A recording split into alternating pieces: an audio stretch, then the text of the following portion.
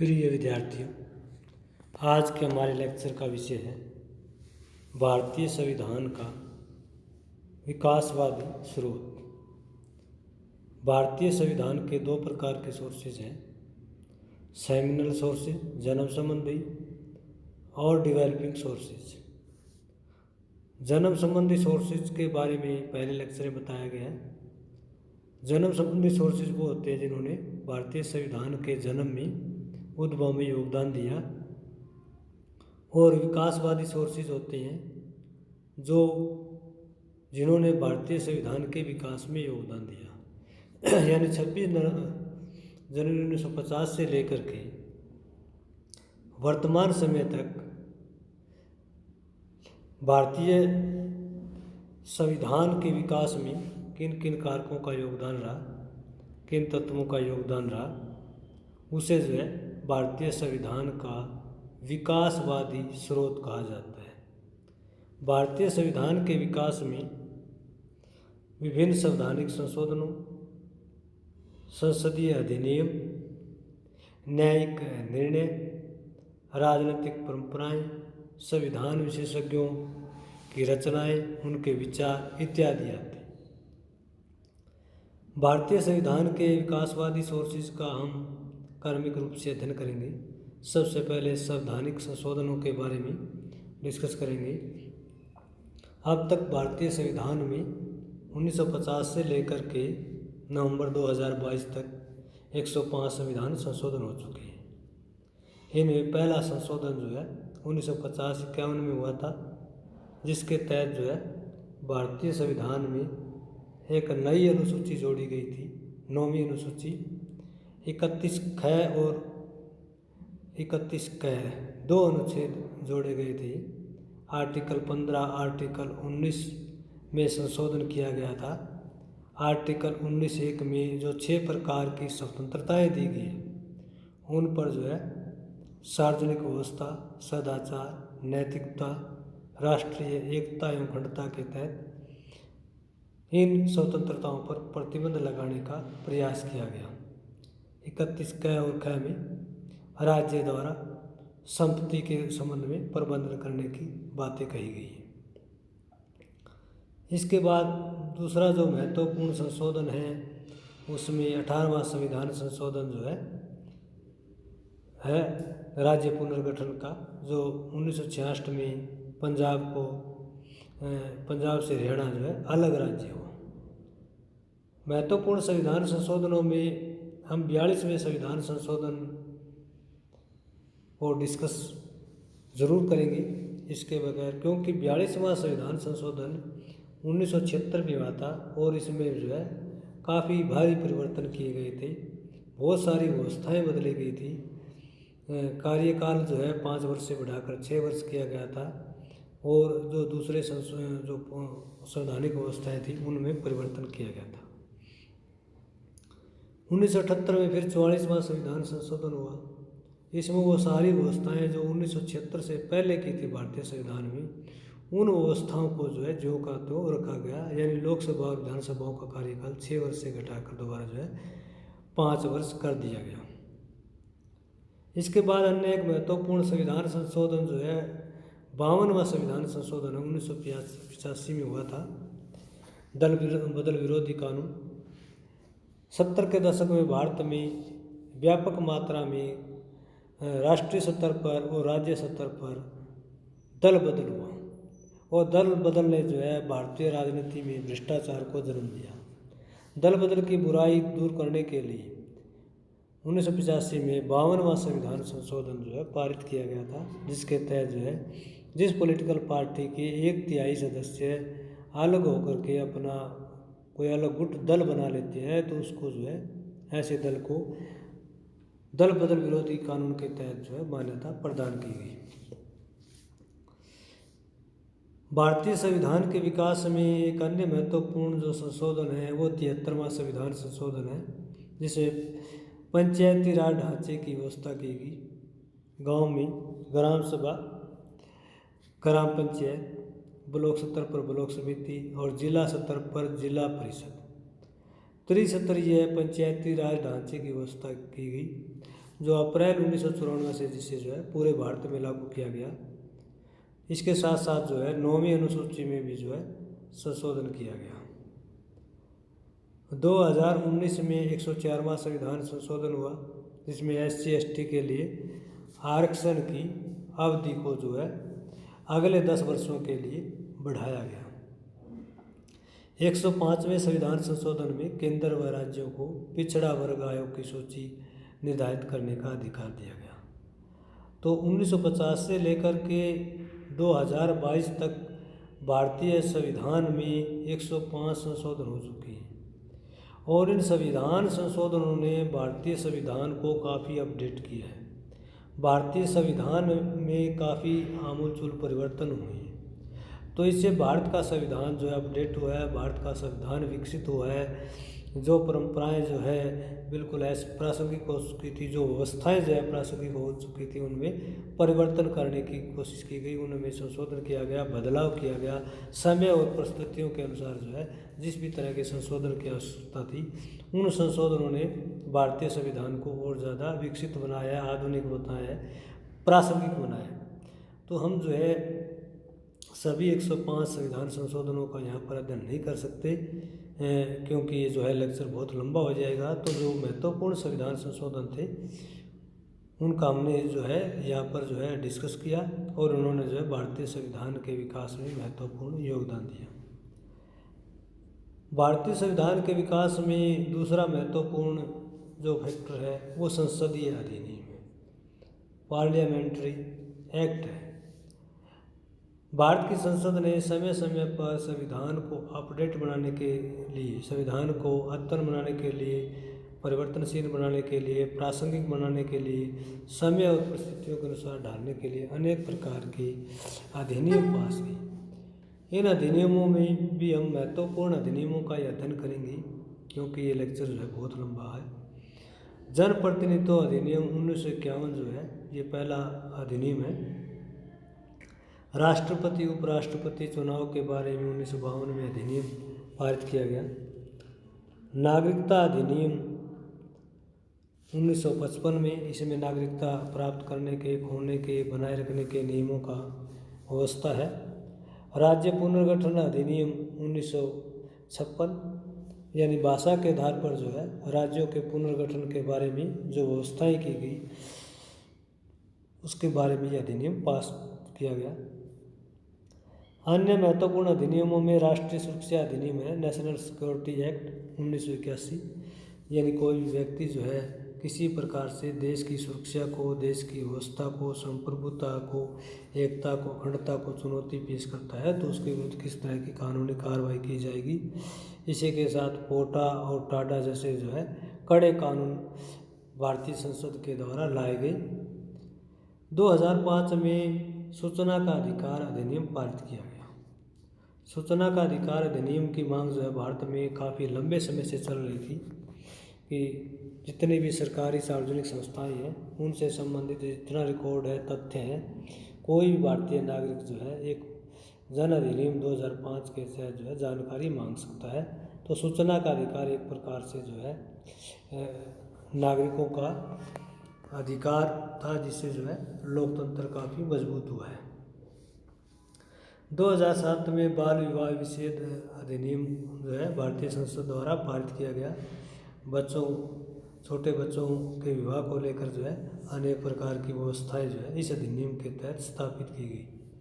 2008 में ग्राम स्तर पर ग्राम न्यायालयों की व्यवस्था के लिए अधिनियम बनाया गया ताकि जो न्याय है वो ग्रामीण स्तर पर जो है ग्रामवासियों को उपलब्ध हो सके। 2012 में यौन अपराध बाल संरक्षण अधिनियम पारित किया गया और इसके तहत जो है बच्चों के साथ किसी प्रकार का यौन अपराध होता है तो उसकी रोकथाम के लिए इस तरह के कुकृत्यों के दंड की जो है व्यवस्था इस अधिनियम के तहत की गई। तो इन अधिनियमों ने भारतीय संविधान के विकास में बहुत बड़ा योगदान दिया है, भारतीय संविधान को विकसित किया है, संवर्धित किया है, भारतीय संविधान को प्रासंगिक किया है, पूरी तरह से अद्यतन बनाने का इन संवैधानिक संशोधनों के द्वारा प्रयास किया गया है। भारतीय संविधान के संशोधन में एक अन्य महत्वपूर्ण जो फैक्टर है वो न्यायिक निर्णय का है। यानी भारत में सुप्रीम कोर्ट के द्वारा, हाई कोर्ट के द्वारा समय समय पर कॉन्स्टिट्यूशन बेंच के द्वारा जो निर्णय दिए गए, उन निर्णयों में जो है संविधान को एक सही दिशा दी है, संविधान की व्यवस्थाओं को अपडेट बनाने का प्रयास किया गया है, संविधान के विकास में योगदान दिया है। इनमें सबसे पहला जो महत्वपूर्ण मुकदमा है सुप्रीम कोर्ट के पास, गोलकनाथ बनाम पंजाब सरकार केस, ये 1967 में आया था और इसमें सुप्रीम कोर्ट ने कहा था कि संसद जो है मौलिक अधिकारों में परिवर्तन नहीं कर सकती। 1973 में फिर सुप्रीम कोर्ट के पास एक केस आया जिसे केशवानंद भारती बनाम केरल सरकार का मुकदमा कहते हैं। इस मुकदमे में सुप्रीम कोर्ट ने जो है निर्णय दिया कि भारतीय संविधान का जो आधारभूत है, जिसकी जो संरचना है, उसमें जो है किसी प्रकार का परिवर्तन नहीं किया जा सकता। 1980 में मिनर्वा मिल्स बनाम भारत संघ का मुकदमा सुप्रीम कोर्ट में है और इस मुकदमे में जो है सुप्रीम कोर्ट ने डिसीजन दिया कि जो कानून समाज कल्याण से संबंधित है वो मौलिक अधिकारों को नष्ट नहीं कर सकते। इसी तरह 1992 में इंदिरा साहनी बनाम भारत संघ का प्रकरण कोर्ट के पास आया और इस प्रकरण में कोर्ट ने मंडल आयोग की संस्तुतियों को जो है लागू करने का जो है निर्देश दिया। इसके बाद 2002 में जनप्रतिनिधित्व अधिनियम के विषय में जो है ये एक कोर्ट केस था कि चुनाव लड़ने वाले उम्मीदवार को अपनी सम्मति में कोर्ट केस का जो है अपनी सम्मति का और कोर्ट केस का जो है विवरण जो है पूरी तरह से देना होगा कि जो व्यक्ति जो है चुनाव लड़ रहा है। तो ये जुडिशियल जो है वर्डिक्ट थे जो भारत की सुप्रीम कोर्ट के द्वारा दिए गए और इन न्यायिक निर्णयों ने भारतीय संविधान को एक नई दिशा दी है। भारतीय संविधान को एक प्रकार से संवर्धित किया है, विकसित करने का प्रयास किया है, उसको अपडेट बनाने का प्रयास किया है। भारतीय संविधान के विकास में राजनीतिक परंपराओं का भी बड़ा योगदान है। भारतीय संविधान में बहुत सारी ऐसी व्यवस्थाएं हैं भारतीय राजनीति में जो वास्तव में जो है उनके विषय में कोई संवैधानिक उपबंध या संवैधानिक व्यवस्थाएं या कोई अनुच्छेद नहीं है। जैसे राष्ट्रपति का 2 बार से ज़्यादा चुनाव लड़ना जो है भारतीय राजनीतिक परंपरा बन गई है। भारतीय संविधान इसके बारे में साइलेंट है, मौन है चुनाव लड़ने के बारे में, लेकिन राजेंद्र प्रसाद के बाद जो है 2 बार से ज़्यादा चुनाव न लड़ने की एक राजनीतिक परंपरा बन गई है। ये एक पॉलिटिकल कन्वेंशन बन गई है, इसने भी जो है संविधान को विकसित किया है। भारतीय राजनीति में ज़्यादातर जो है मंत्रिमंडल शब्द का प्रयोग किया जाता है और भारतीय संविधान के अनुच्छेद 352 को छोड़ करके कहीं पर भी जो है मंत्रिमंडल शब्द का वर्णन नहीं किया गया। हर जगह मंत्री परिषद शब्द का वर्णन किया गया है, चाहे आर्टिकल 53 हो, आर्टिकल 74 एक दिया गया हो कि राष्ट्रपति की एड और एडवाइस के लिए एक मंत्री परिषद होगी जिसका मुखिया प्रधानमंत्री होगा। तो ये एक हमारी राजनीतिक परंपरा बन गई है। अन्य राजनीतिक परंपरा में भारत प्रधानमंत्री की नियुक्ति में राष्ट्रपति की भूमिका नहीं, यानी किसी प्रधानमंत्री की नियुक्ति में राष्ट्रपति की कोई भूमिका नहीं है। वास्तव में लोकसभा में जिस पॉलिटिकल पार्टी को बहुमत प्राप्त है या पॉलिटिकल अलायंस के नेता को बहुमत प्राप्त है, राष्ट्रपति उसी व्यक्ति को जो है उसी नेतृत्व को प्रधानमंत्री पद के लिए आमंत्रित करता है और एक निश्चित समय अवधि देता है, 1 सप्ताह 2 सप्ताह 3 सप्ताह की विश्वास मत सिद्ध करने के लिए सदन के अंदर। ये एक राजनीतिक परंपरा है। प्रधानमंत्री की सलाह पर राष्ट्रपति द्वारा लोकसभा भंग करना, यानी ये भी हमारी एक राजनीतिक परंपरा बन चुकी है कि प्रधानमंत्री के एडवाइस पर ही राष्ट्रपति जो है लोकसभा को भंग करता है। राज्यपाल की नियुक्ति के संबंध में केंद्र सरकार की जो भूमिका है वो भी एक राजनीतिक परंपरा बन गई है कि केंद्र सरकार किस तरह से जो है राष्ट्रपति के माध्यम से राज्यपालों की नियुक्ति करती है। प्रधानमंत्री और मंत्रिपरिषद जो है संवैधानिक व्यवस्थाओं में during the pleasure of president दिया गया है कि राष्ट्रपति के प्रसाद पर्यंत कार्य करते हैं। व्यवहार में देखा जाए तो प्रधानमंत्री और मंत्रिपरिषद जो है राष्ट्रपति के प्रसाद पर्यंत नहीं बल्कि लोकसभा में बहुमत के प्रसाद पर्यंत कार्य करते हैं। जब तक प्रधानमंत्री और मंत्रिपरिषद को लोकसभा में बहुमत रहेगा तब तक वो अपने पद पर बने रहेंगे। सर्वोच्च न्यायालय के न्यायाधीशों की नियुक्ति में जो है प्रेसिडेंट नहीं बल्कि जो मुख्य न्यायाधीश है उसकी भूमिका भी जो है एक महत्वपूर्ण राजनीतिक परंपरा बन गई है कि सुप्रीम कोर्ट के चीफ जस्टिस को इग्नोर करके जो है किसी प्रकार से जजेस की अपॉइंटमेंट जो है वो नहीं की जा सकती। एक प्रकार की राजनीतिक परंपरा भारत में बन गई है। तो इन राजनीतिक परंपराओं ने भारतीय संविधान के विकास में बहुत बड़ा योगदान दिया है। भारतीय संविधान के विकास में संविधान विशेषज्ञों के विचारों का, संविधान विशेषज्ञों की रचनाओं का बहुत बड़ा योगदान रहा है। विशेष करके इसमें कुछ एक संविधान विशेषज्ञों, संवैधानिक वैज्ञानिकों का जो रचनाएं उनका हम डिस्कस करेंगे। और इन सब में महत्वपूर्ण जो है डी बसु है, दुर्गादास बसु। दुर्गादास बसु ने भारतीय संविधान पर अनेक पुस्तकें लिखी हैं जिनमें भारतीय संविधान एक परिचय है। इस पुस्तक के अंदर डी बसु ने भारतीय संविधान की विभिन्न जो अनुच्छेद हैं, व्यवस्थाएं हैं, उनका जो है अपने तरीके से उनकी व्याख्या की है। भारतीय संविधान पर टिप्पणियां भी जो है डी बसु की पुस्तक है। वास्तव में डी बसु ने जो है संविधान पर अंकित पुस्तकों के माध्यम से संविधान को एक नई दिशा दी है। संविधान को समझाने का सरल तरीके से जो है उन्होंने प्रयास किया है। PM बख्शी की पुस्तक भारत का संविधान ने जो है भारतीय संविधान के विकास में महत्वपूर्ण योगदान दिया है। संविधान के विभिन्न उपबंधों की उन्होंने व्याख्या की है। जी ऑस्टिन का जो है इंडियन कॉन्स्टिट्यूशन बुक है, उन्होंने भी जो है भारतीय संविधान के बारे में विभिन्न व्यवस्थाओं का अध्ययन किया है। KV राव की पुस्तक parliamentary democracy of India, Bharat का संसदीय लोकतंत्र। तो KV राव ने जो है पार्लियामेंट्री डेमोक्रेसी में संवैधानिक व्यवस्थाओं का अध्ययन किया है, उनका विश्लेषण किया है, उनके ऊपर कमेंट किए हैं, जिससे भारतीय संविधान जो है संवर्धित हुआ है, विकसित हुआ है। VN शुक्ला की पुस्तक जो है कॉन्स्टिट्यूशन ऑफ इंडिया, भारत का संविधान। इस पुस्तक के माध्यम से शुक्ला ने भारतीय संविधान की विभिन्न व्यवस्थाओं का अध्ययन किया है, उनकी व्याख्या की है, उन पर टिप्पणी की है।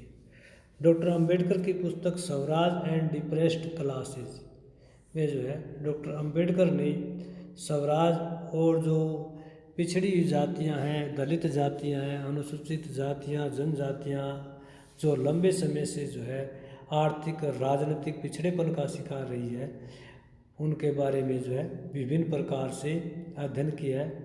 डॉक्टर अम्बेडकर की इस पुस्तक ने भी जो है भारतीय संविधान को विकसित करने का प्रयास किया। MV पायले की पुस्तक कॉन्स्टिट्यूशनल गवर्नमेंट ऑफ इंडिया, यानी भारत की संवैधानिक सरकार से शीर्षक संबंधित पुस्तक में जो है MV पायले ने विभिन्न कॉन्स्टिट्यूशनल प्रोविज़न का जो है अपने तरीके से, अपने दृष्टिकोण से एनालिसिस किया है, उसके ऊपर कमेंट किया है और उसकी व्याख्या की है। तो ये जो है कुछ एक संविधान विशेषज्ञ हैं जो बहुत ज़्यादा महत्वपूर्ण थे, जिनकी पुस्तकें जो है ज़्यादा पॉपुलर हुई है, जिन्होंने भारतीय संविधान को एक नई दिशा दी है। भारतीय संविधान के ऊपर जो व्यवस्थाएं उनके ऊपर टिप्पणियां की है, कमेंट की हैं, क्रिटिसाइज़ की है, उनको नए तरीके से उनकी व्याख्या करने का प्रयास किया है। तो इन सभी रचनाओं से जो है भारत का संविधान विकसित हुआ है, संवर्धित हुआ है, अद्यतन हुआ है। भारतीय संविधान के विषय हम कह सकते हैं कि भारतीय संविधान जो है संसार का सबसे लंबा संविधान है, संसार का सबसे विस्तृत संविधान है। और आइवर जैनी की स्टेटमेंट सही है, क्योंकि 1950 से लेकर के 2022 तक 105 संविधान संशोधन हो चुके हैं और इससे भारत का संविधान जो है बहुत ज़्यादा विस्तृत हो गया है। भारत का संविधान जो है वो व्यवहारिक है, यानी इसे हम बैग ऑफ बोरोइंग नहीं कह सकते, उधार ली गई वस्तुओं का थैला नहीं कह सकते। भारत का संविधान भारत की सामाजिक, आर्थिक, राजनीतिक, भौगोलिक परिस्थितियों के अनुसार निर्माण किया है। हमने हर देश से वही व्यवस्था ग्रहण की है जो हमारे देश के अनुकूल थी, दूसरी व्यवस्थाएं जो है हमने जो है त्याग ली है। भारत के संविधान को एक संतुलित संविधान कहा जाता है, यानी विशेष रूप से किसी संप्रदाय, किसी वर्ग, किसी जाति, किसी एक क्षेत्र को जो है इसमें विशेष प्रकार से विशेष महत्व नहीं दिया गया।